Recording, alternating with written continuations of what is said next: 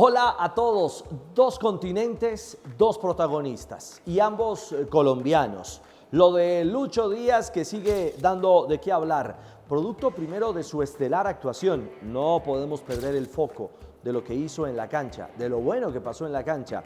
Y el otro acto, la otra escena, que es más circunstancial dentro de la película del partido, producto de la tarjeta roja.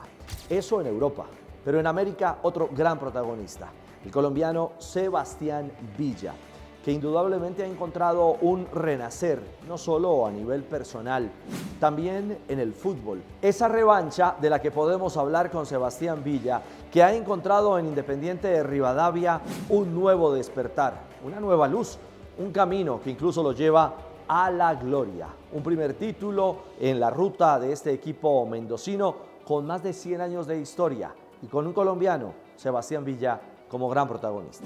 Y comencemos hablando de Sebastián Villa, hoy considerado uno de los 3 mejores jugadores extranjeros en el fútbol de Argentina. Está en el top 3 y a fe que lo merece, porque lideró a este modesto equipo de Mendoza, la lepra mendocina como se le conoce, a un camino que seguramente un par de años atrás era impensable, el luchar un título, la Copa Argentina, pero ojo, además asegurarse un cupo en la Libertadores, en la Conmebol Libertadores del próximo año. Eso automáticamente abre una realidad, y es que uno de los equipos llamados chicos del fútbol argentino vuelve y se mete como la cenicienta entre los perfumados de la Copa en la próxima temporada. Y ojo, porque tiene un gran valor en lo que acontece en la cancha con Villa. Todo su proceso, todo su agite, todas sus dificultades judiciales en la época del Mundo Boca e incluso arrancando esta ruta con Rivadavia han quedado atrás. Le han permitido focalizarse, encontrar una ruta y un alto rendimiento. Lideró frente a River, un gigante, lideró ahora frente a Argentinos Juniors, un partido también muy ajustado, en el que volvió a ser no solamente la voz de mando, sino el ejecutor del cobro decisivo.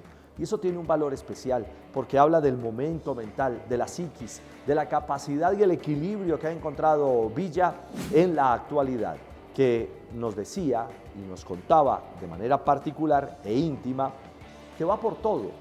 Y fue justo previo a esta instancia decisiva de la gran final. Fue incluso antes del título de la Copa, donde nos confesó y nos dijo: mi sueño es volver a la selección Colombia. Pues bueno, sigue abonando ese capital. ¿Estará Villa para retornar con Colombia en esta recta decisiva hacia el Campeonato del Mundo?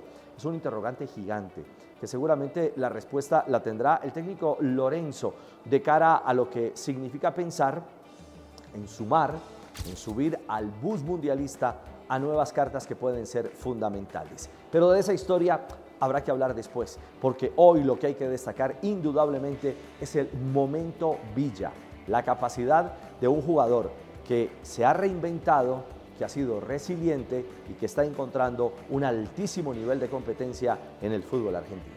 Y yo creo que vale la pena ahondar en el concepto Villa, un jugador cargado de fútbol, de carácter y de personalidad. Y un jugador así, indudablemente, no es descartable para los grandes retos, para los grandes objetivos. Además, por la misma versatilidad, es un jugador que puede perfectamente en el frente de ataque, hablando de Selección Colombia, ser una carta para ocupar diferentes espacios. Aquel concepto famoso de la polifuncionalidad. Bueno, Villa lo tiene, pero aparte de eso, tiene una dosis, un plus distinto al que muchos de los que hoy son estelares y visten la camiseta de Colombia posee. Una marca particular, un carácter distinto. Seguramente que por eso mismo este Rivadavia se creyó el cuento. Claro, una dirección técnica, un manejo de grupo, un equipo que batalló en la cancha, pero ese carácter en gran medida está estructurado o está ilustrado en el alma, en ese ADN de Sebastián Villa, que indiscutiblemente se convierte en el gran líder de este proceso y que, cuidado, abre una carpeta que parecía estar engavetada, llena de polvo.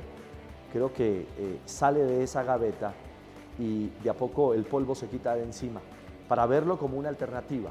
¿Qué tan certera y qué tan cercana? Reitero, lo veremos, pero la verdad sí, entra a ser una de esas cartas interesantes dentro de los jugadores distintos que podría tener Colombia en un momento determinado. Bueno, y nos vamos de América para tomar un avión pronto hasta Europa, porque no termina la polémica, comillas, alrededor del tema Luis Díaz.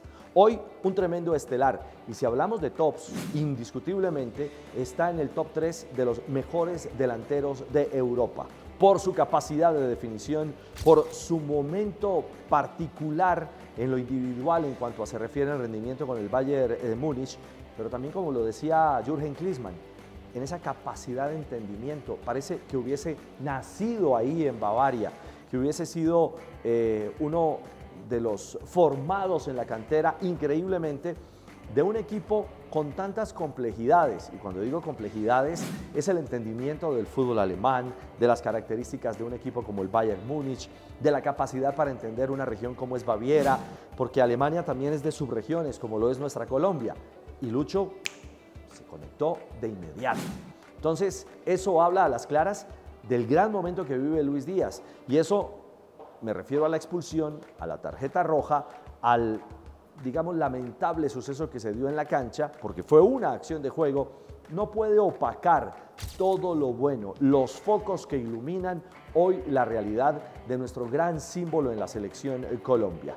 Y creo que, de alguna forma, ese es el sentido. Hay que arropar a Lucho, hay que hacerle sentir, contaban algunos de sus compañeros en el vuelo de regreso después de París, que se veía muy afectado, que se veía golpeado por lo que había sucedido con Hakimi. No, creo que hay que alentarle ese espíritu y recordarle que hoy es símbolo de Colombia, pero cuidado, es símbolo del fútbol americano, latinoamericano en el mundo.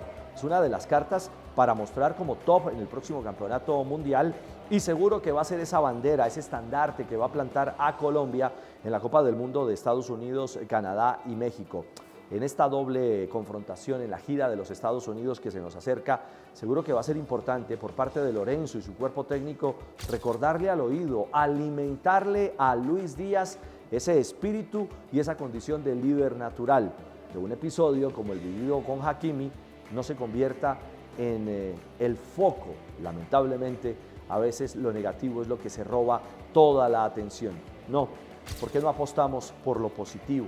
Por creer lo que sucedió, sucedió, y de eso seguro vamos a hablar, pero más allá de eso, es el gran momento y el valor agregado de un jugador que marca un punto muy alto, quizás el más alto dentro del Bayern y a nivel continental. Ah, y un detalle, aquí no estamos hablando de un indulto nacionalista, no es una bandera colombiana.